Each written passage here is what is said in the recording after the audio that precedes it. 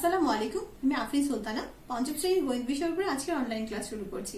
চার প্রক্রিয়া সম্পৃক্ত সমস্যাবলী। এই অধ্যায়ে আমরা মূলত যোগ বিয়োগ গুণ ভাগের সম্পৃক্ত সমস্যা নিয়ে আলোচনা করব। এই অধ্যায়ে আমরা একটি নতুন বিষয় নিয়ে আলোচনা করব এবং তা হচ্ছে বন্ধনী, ইংরেজিতে বলে ব্র্যাকেট। এটিকে বলা হয় প্রথম বন্ধনী বা ফার্স্ট ব্র্যাকেট। এটিকে বলা হয় দ্বিতীয় বন্ধনী বা সেকেন্ড ব্র্যাকেট। আর এই চিহ্ন সম্পৃক্ত সেটিকে বলা হয় তৃতীয় বন্ধনী বা থার্ড ব্র্যাকেট। এবার এই বন্ধনী আসবে এরকম কিছু সমস্যা আমরা দেখব। প্রথমে বন্ধনী নিয়ে আলোচনা করার আগে আমি আরেকটু আলোচনা করব, সেটা হচ্ছে এখানে আমরা একটি সমস্যা দেখতে পাচ্ছি। এখানে এই সমস্যাটার মধ্যে ভাগ আছে এবং গুণ আছে। এখন আমি কোনটি আগে করব? এরপরে আবার এখানে আছে বিয়োগ, গুণন এবং ভাগ। আমাকে সবসময় মনে রাখতে হবে, এরকম যদি কোনো সমস্যা আমাকে সমাধান করতে দেয় তাহলে আমাকে প্রথমে আগে ভাগের কাজ করতে হবে, তারপর গুণের কাজ, তারপরে যোগ এবং তারপর বিয়োগের কাজ করব। তাহলে এই জিনিসটি অবশ্যই সবাইকে মনে রাখতে হবে, প্রথমে ভাগ, তারপরে গুণ, এরপর যোগ, তারপর বিয়োগ। তাহলে এখানে আমি দেখতে পাচ্ছি 12 ভাগ 2 গুণন 3। তাহলে আমাকে প্রথমে কার কাজ করতে হবে? ভাগের কাজ। তাহলে আমরা শুরু করি, প্রথমে হচ্ছে ভাগের কাজ। তাহলে 12কে যদি আমরা 2 দিয়ে ভাগ করি তাহলে আমরা পাবো হচ্ছে 6 গুণন, আর বাকি যতটুকু কাজ করব শুধু ততটুকুর কাজের ফলাফলটা লিখবো এবং বাকি যা আছে তা যা থাকবে তাই লিখে দিব, অর্থাৎ গুণ 3। এবার আমরা এটাকে কি লিখতে পারি? 6 গুণন 3 সমান সমান হচ্ছে 18। এই একই প্রশ্ন এখানে একটি বন্ধনী দিয়ে দেয়া হয়েছে, কিন্তু এখানে যে বন্ধনীটি ব্যবহার করা হয়েছে এটি কোন বন্ধনী? এটি হচ্ছে প্রথম বন্ধনী। বন্ধনীর কাজ করার সময় আমাকে মনে রাখতে হবে প্রথমে ফার্স্ট ব্র্যাকেট বা প্রথম বন্ধনীর কাজ করতে হবে, তারপরে সেকেন্ড ব্র্যাকেট এবং তারপর থার্ড ব্র্যাকেটের কাজ করতে হবে। এখানে আমার কি দেওয়া আছে? ফার্স্ট ব্র্যাকেটের মধ্যে দেওয়া আছে। তাহলে আমি এখন ভাগের কাজ আগে করব না ফার্স্ট ব্র্যাকেটের কাজ আগে করব? সবসময় মনে রাখতে হবে, যদি ব্র্যাকেট থাকে তাহলে আমাদেরকে প্রথমে ফার্স্ট ব্র্যাকেটের কাজ করতে হবে, তারপর সেকেন্ড ব্র্যাকেট এবং থার্ড ব্র্যাকেট। যদি শুধু ফার্স্ট ব্র্যাকেট থাকে তাহলে আগে আমাকে ফার্স্ট ব্র্যাকেটের কাজটা করে নিতে হবে এবং এরপর আমি কি করব? প্রথমে ভাগ করব, তারপর গুণ করব, তারপর যোগ করব, তারপরে যোগ বা বিয়োগ করব। আচ্ছা, এখন তাহলে আমাকে প্রথমে কি করতে হবে? এক্ষেত্রে আর আমরা প্রথমে কি করব না, ভাগ করব না, প্রথমে আমরা প্রথম বন্ধনী বা ফার্স্ট ব্র্যাকেটের কাজ করব। তাহলে 3 এবং 2 গুণ করলে আমরা পাবো হচ্ছে 6। এবার ভাগ করে ফেলি, তাহলে উত্তর হয়ে যাবে হচ্ছে 2। তাহলে আমরা দেখলাম একই প্রশ্ন, যদি বন্ধনীর ব্যবহারটা ভিন্ন রকম হয় তাহলে উত্তরটাও কিন্তু ভিন্ন হবে। আচ্ছা, এখানে আমি আরেকটি সমস্যা রেখেছি, দেখা যাচ্ছে 24 বিয়োগ 3 গুণন 4 ভাগ 2। তাহলে আমরা জানি প্রথমে কার কাজ করতে হবে? ভাগের কাজ। তাহলে আগে আমি কি বলেছি, যে যেটার কাজ করব সেটাকে শুধু কাজ করতে হবে, আর বাকিটা যা আছে তাই রেখে দিব। তাহলে 24 বিয়োগ 3 গুণ 4, শুধু ভাগের কাজ হবে, অর্থাৎ 4 ভাগ 2। 4কে যদি আমি 2 দিয়ে ভাগ করি তাহলে হবে হচ্ছে 2। আচ্ছা, এবার আমরা কি করব? গুণের কাজ করব। তাহলে 24 বিয়োগ রেখে দিচ্ছি 3 গুণন 2 অর্থাৎ 6। এবার এখানে যদি আমি বিয়োগ করি তাহলে এটা হয়ে যাবে 18। আচ্ছা, সেম এই প্রশ্নটির হচ্ছে এখানে প্রথমে হচ্ছে সেকেন্ড ব্র্যাকেট দেওয়া হয়েছে, তারপরে 24 বিয়োগ ফার্স্ট ব্র্যাকেট 3 গুণন 4, তারপর ফার্স্ট ব্র্যাকেট ক্লোজ করা হয়েছে, এবার সেকেন্ড ব্র্যাকেট ক্লোজ করে তারপর কি দেওয়া হয়েছে? ভাগ 2। এখন আমরা এটাকে কিভাবে করব? আমরা জানি প্রথমে আমাকে কিসের কাজ করতে হবে? প্রথম ব্র্যাকেটের কাজ করতে হবে। তাহলে দ্বিতীয় ব্র্যাকেট যা আছে সেটা সেভাবে লিখে ফেলবো। দ্বিতীয় ব্র্যাকেট 24 বিয়োগ, তাহলে 3 গুণন 4 হচ্ছে আমাদের 12, ব্র্যাকেট ক্লোজ, ভাগ 2। এবার আমরা দ্বিতীয় ব্র্যাকেটের কাজ করব, অর্থাৎ 24 থেকে 12কে বিয়োগ করলে আমরা পাবো হচ্ছে 12 ভাগ 2। এবার যদি 12কে 2 দিয়ে ভাগ করি তাহলে আমাদের উত্তর হবে 6। আচ্ছা, এবার এগুলো তো হচ্ছে ছোট ছোট কিছু প্রশ্ন গেল। এবার আমরা একটি বড় প্রশ্ন, এরকমই বন্ধনী এবং বিভিন্ন যোগ বিয়োগ গুণ ভাগ আছে, এরকম আরো কয়েকটি প্রশ্ন দেখব। এখানে প্রথমে আমি প্রশ্নটি পড়ছি।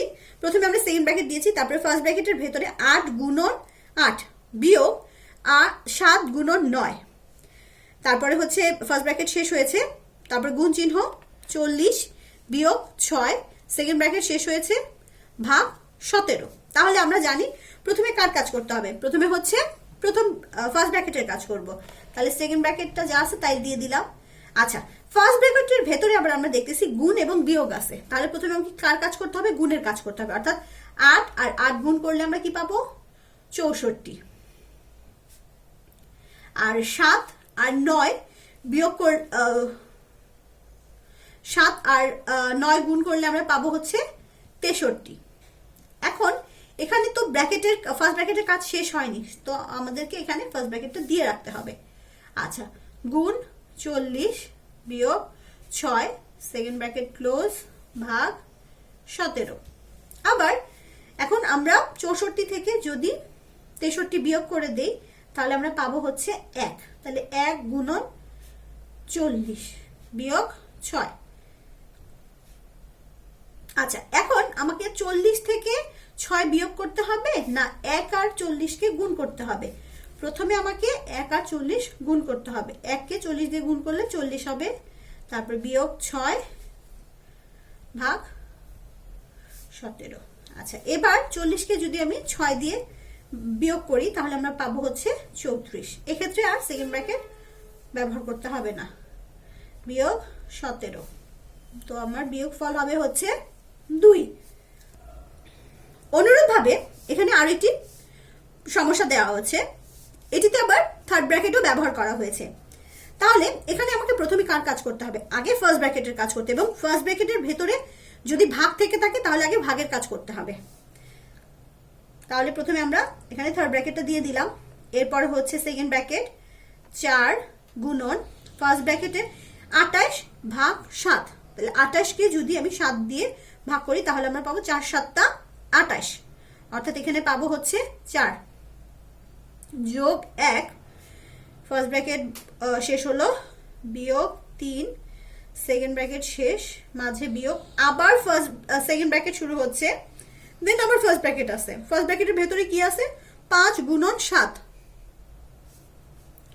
তাহলে 5 গুণন 7 মানে হচ্ছে 5 7 35, 35 লিখলাম, বিয়োগ 29। এবার এটাকে আমরা ব্র্যাকেটের মধ্যে রেখে দিলাম, তারপরে হচ্ছে 3, second bracket close, third bracket close, ভাগ 3। অর্থাৎ যে ব্র্যাকেটের কাজটা করতেছি তাকে ব্যতীত বাকি যা আছে তা যেরকম ছিল সেরকমই থাকবে।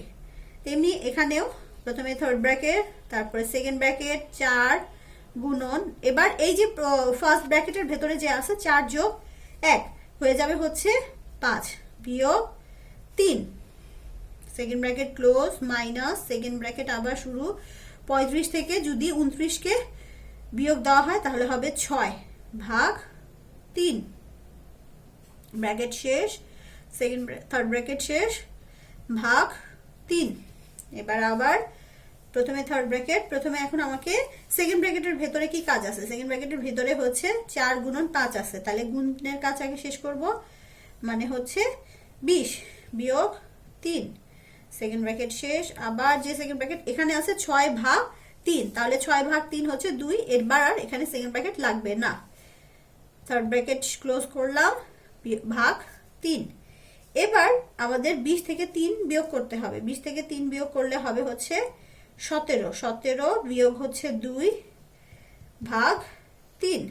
এবার 17 থেকে যদি 2 বাদ দেই তাহলে হবে হচ্ছে 15, 15 ভাগ 3, তাহলে আমাদের দাঁড়াচ্ছে হচ্ছে 5। এভাবে তোমরা অনুশীলনীতে দেখবে এই নিয়মের আরো অনেক অঙ্ক আছে, তারপরে এই যে এখানে আছে, অধ্যায়ের ভেতরে উদাহরণের মধ্যে আছে, তাহলে এগুলো আরো বেশি বেশি করে চেষ্টা করবে বাসায়। এবার আমরা অনুশীলনীর প্রশ্ন সম্পৃক্ত সমস্যা নিয়ে আলোচনা করব। প্রথমে এখানে হচ্ছে আমি একটি প্রশ্ন লিখেছি, এটি হচ্ছে অনুশীলনীর 2 নম্বর অঙ্ক প্রশ্নটি। কি বলা হয়েছে, 12টি প্লেট এবং 20টি কাপের মূল্য একত্রে 3920 টাকা, একটি কাপের মূল্য 145 টাকা, একটি প্লেটের মূল্য কত? তাহলে এখানে প্লেটের সংখ্যা কয়টি আছে? 12টি। কাপের সংখ্যা কয়টি আছে? 20টি। কিন্তু এখানে একটি কাপের মূল্য যেহেতু দিয়ে দিয়েছে, তাহলে আমরা এখান থেকে খুব সহজে 20টি কাপের মূল্য বের করে ফেলতে পারবো। তাহলে চলো করি। প্রথমে কি দেওয়া আছে? প্রথমে দেওয়া আছে লিখবো, দেওয়া আছে কমা একটি কাপের মূল্য, একটি কাপের মূল্য হচ্ছে 145 টাকা। তাহলে কয়টি কাপের মূল্য? সুতরাং 20টি কাপের মূল্য সমান 145 গুণন 20। আমরা জানি যেহেতু শূন্য, তাহলে আমরা প্রথমে আগে কি করতে পারবো? আগে শূন্য লিখে নিতে পারবো একটা, তারপরে 2 দিয়ে যদি এটাকে আমি গুণ করি তাহলে আমরা পাবো হচ্ছে 0 মানে 10, 5 একে 5, 5 10, 10 শূন্য, হাতে আমার 1, তারপরে হচ্ছে 4 দুগুণে 8 আর 1 9, এই 9, আর হচ্ছে 2 একে 2, তাহলে আমরা পেলাম হচ্ছে 2900 টাকা। অর্থাৎ 20টি কাপের মূল্য হচ্ছে 2900 টাকা। এখন যদি আমি 12টি প্লেট ও 20টি কাপের যে একত্রে মূল্য আছে অর্থাৎ 3920 টাকা, এটা থেকে 2900 টাকা বিয়োগ দেই, তাহলে আমি 12টি প্লেটের দাম পেয়ে যাব। তাহলে চলো করি এবার। 12টি প্লেট এবং 20টি কাপের মূল্য একত্রে 3920 টাকা। সুতরাং সুতরাং না, এখন আমার কাছে কি আছে? 20টি কাপের মূল্য সমান সমান 2900 টাকা। এখন আমরা এটাকে কি করব? বিয়োগ করব। বিয়োগ করলে কি পাবো? তাহলে এখানে 20টি কাপের মূল্য, এখানে 20টি কাপের মূল্য, তাহলে আমার থাকতেছে কি? সুতরাং 12টি প্লেটের মূল্য, প্লেটের মূল্য সমান সমান আমি বিয়োগ করলে পাবো হচ্ছে 0201 টাকা, অর্থাৎ 1020 টাকা। অর্থাৎ 12টি প্লেটের মূল্য আমরা পেলাম কি? 1020 টাকা। তাহলে এখন আমি কি করব? আমাকে তো বলেছে একটি প্লেটের মূল্য বের করতে, তাহলে আমি এভাবে লিখতে পারি 12টি প্লেটের মূল্য 1020 টাকা। সুতরাং একটি প্লেটের মূল্য 1020 ভাগ 12 সমান সমান হবে, এখানে অবশ্যই আমি ভাগটা দেখিয়ে দিব, এখানে 12 1020, প্রথমে হচ্ছে আমরা জানি 12 8 12 96, 8 বার, তারপরে হচ্ছে বিয়োগ করলে আসবে 6, উপরে শূন্যটি নেমে আসবে, 5 6 30, 5 12 60, অর্থাৎ 85 টাকা। একটি প্লেটের মূল্য কত? 85 টাকা। উত্তর লিখব, উত্তর একটি প্লেটের মূল্য 85 টাকা। আচ্ছা, এই যে 2 নম্বর প্রশ্নটি, 5 নম্বর প্রশ্নটি অনেকটা 2 নম্বর প্রশ্নটির সাথে মিল আছে। তোমরা যদি আমি 2 নাম্বারটা করে দিয়েছি, তোমরা 5 নাম্বারটা বাসায় অবশ্যই চেষ্টা করবে। এবার 3 এবং 4, 3 এবং 4 প্রশ্ন দুইটি প্রায় একই রকম, তাহলে আমরা এখান থেকে যে কোনো একটা করব। তাহলে আমরা করি। আচ্ছা, আমি 4 নাম্বারটাই করছি। অনেকটা একই রকম, মানে নিয়মটা প্রায় একই রকম।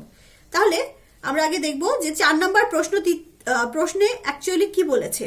এখানে বলেছে জাহিদুল হাসান বাজার থেকে 40 টাকা কেজি চাল, 265 টাকার সয়াবিন তেল এবং 588 টাকার মাছ কিনলেন। প্রতি কেজি চাল তিনি 38 টাকা করে কিনেছেন।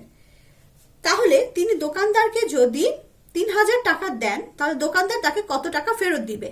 তাহলে প্রথমে আমাকে এই যে দামগুলো আছে, অর্থাৎ চালের দাম, তারপরে সয়াবিন তেল এবং মাছের দাম, এই তিনটাকে আগে কি করতে হবে, একসাথে যোগ করতে হবে। যোগ করে যে টাকাটা হবে তাকে আমি এই 3000 টাকা থেকে বিয়োগ করলে পেয়ে যাব দোকানদার জাহিদুল হাসানকে কত টাকা ফেরত দিবে তা আমরা পেয়ে যাব।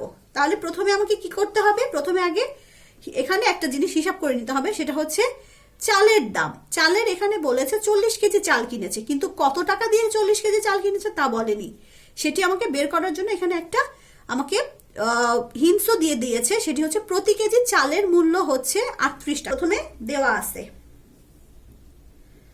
আছে কমা 1 কেজি চালের দাম, 1 কেজি চালের দাম বা মূল্য একই কথা, মূল্য 38 টাকা। সুতরাং কত কেজি, 40 কেজি চালের মূল্য 40 গুণন 38 টাকা। এখন আমাকে এটা কি করতে হবে, প্রথমে হচ্ছে গুণ করে দেখাতে হবে। তাহলে লিখি এখানে, তাহলে 40 গুণন 38 শূন্য, আর হচ্ছে 32, 4টা 32, আবার শূন্য, 3 দিয়ে শূন্য কে গুণ করলে শূন্য হয়, আর 3 4 হচ্ছে 12। তাহলে 0 2 5 1, 1520 টাকা। তাহলে কি পেলাম আমরা পেলাম 40 কেজি চালের দাম হচ্ছে 1520 টাকা। এখন তাহলে যদি চালের দাম এটা হয়, আর কিসের দাম দেওয়া আছে, সয়াবিন তেল এবং মাছের দাম। তাহলে আমাদের এই কথাগুলো এখন লিখতে হবে যে এখন চালের মোট মূল্য বা চালের দাম, 40 কেজি চালের দাম সেটাও লিখতে পারি, অথবা চালের মূল্য লিখতে পারি। চালের মূল্য, মোট চালের মূল্য লিখি আমরা, মোট চালের মূল্য হচ্ছে কত, 1520 টাকা। তারপর কি আছে, সয়াবিন তেল, সয়াবিন তেলের মূল্য সমান সমান কত, 265 টাকা। এরপরে বলা হয়েছে মাছের মূল্য, মাছ কিনেছে, তাহলে মাছের মূল্যও লিখতে পারি, মাছের দামও লিখতে পারি। মাছ কিনলো, মাছের মূল্য সমান সমান 588 অর্থাৎ 588 টাকা। এটা কি করব, আমরা যোগ করব। তাহলে যদি যোগ করি তাহলে আমরা পাচ্ছি হচ্ছে, এখানে পাবো হচ্ছে 13 3, হাতে আমার 1 7, তারপরে আবার হাতে থাকছে 3, হাতে 1 2।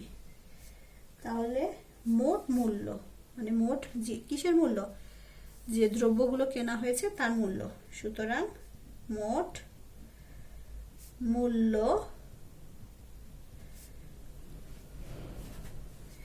সমান সমান 2373 টাকা।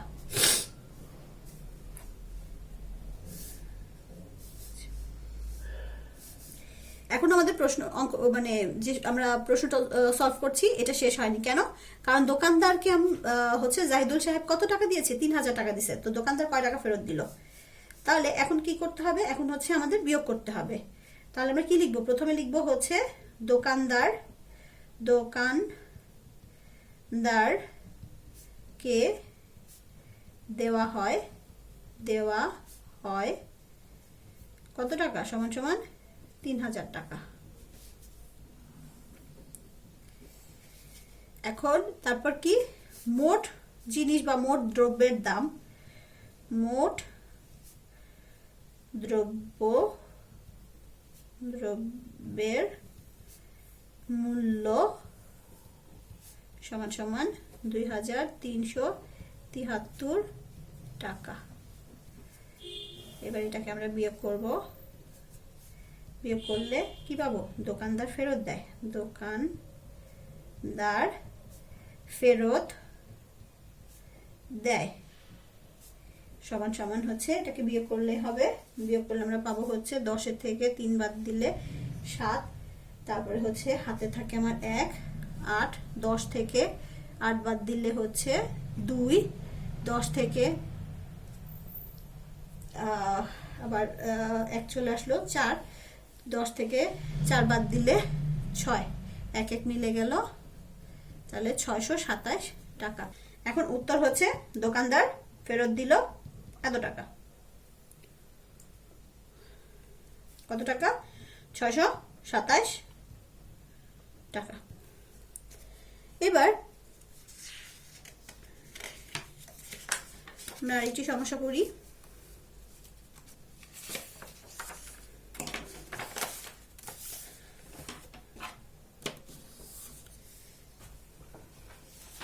জালাল সাহেবের মাসিক বেতন, 7 নম্বর প্রশ্নটি বা সমস্যাটি, জালাল সাহেবের মাসিক বেতন হচ্ছে 8765 টাকা। প্রতি মাসে তিনি 3225 টাকা বাড়ি ভাড়া বাবদ এবং 4850 টাকা অন্যান্য খরচ করেন। অবশিষ্ট টাকা তিনি ব্যাংকে জমা রাখেন। তিনি 8 মাসে কত টাকা জমা রাখেন? তাহলে আমাদের প্রথমে হচ্ছে তার বাড়ি ভাড়া এবং অন্যান্য খরচ যে করেন সেটিকে আমাদের যোগ করতে হবে। যোগ করার পরে আমরা তার মূল বেতন থেকে, মাসিক বেতন থেকে যদি তা বিয়োগ করে দেই, তাহলে আমরা মাসে তিনি কত টাকা ব্যাংকে জমা রাখেন সেটা পেয়ে যাব। আচ্ছা, এখন এই যে জমা রাখলেন, এটাতে উনি 1 মাসে জমা রাখেন। প্রতি মাসে মাসিক বেতন মানে হচ্ছে 1 মাসের, তো 1 মাসে হচ্ছে যেটা অবশিষ্ট থাকে সেটা ব্যাংকে জমা রাখেন। সেই 1 মাসের টাকাটা যদি আমি 8 দিয়ে গুণ করে দিই, তাহলে আমরা 8 মাসে কত টাকা ব্যাংকে জমা রাখেন তা পেয়ে যাব। তাহলে প্রথমে আমাদের কিভাবে করতে হবে? প্রথমে করতে হবে দেওয়া আছে, আমরা প্রথমে লিখবো দেওয়া আছে। দেওয়া আছে কি? দেওয়া আছে, দেওয়া আছে হচ্ছে প্রতি মাসে বাড়ি ভাড়া, বাড়ি ভাড়া লাগে বা দেয় সমান সমান হচ্ছে 3225 টাকা। আর অন্যান্য খরচ প্রতি মাসে অন্যান্য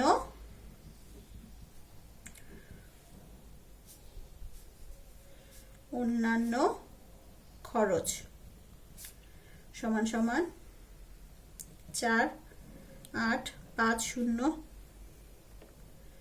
টাকা। তাহলে এটা আমরা যোগ করে দিচ্ছি। যোগ করে দিলে আমরা কি পেয়ে যাব?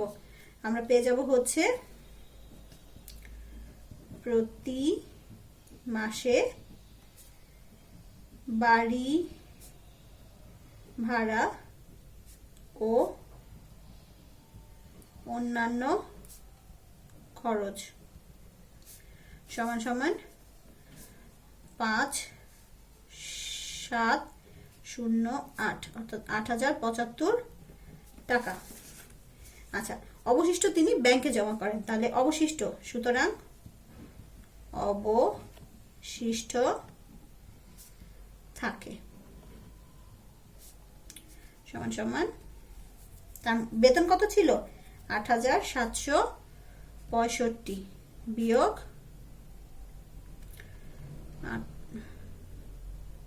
8,075 টাকা।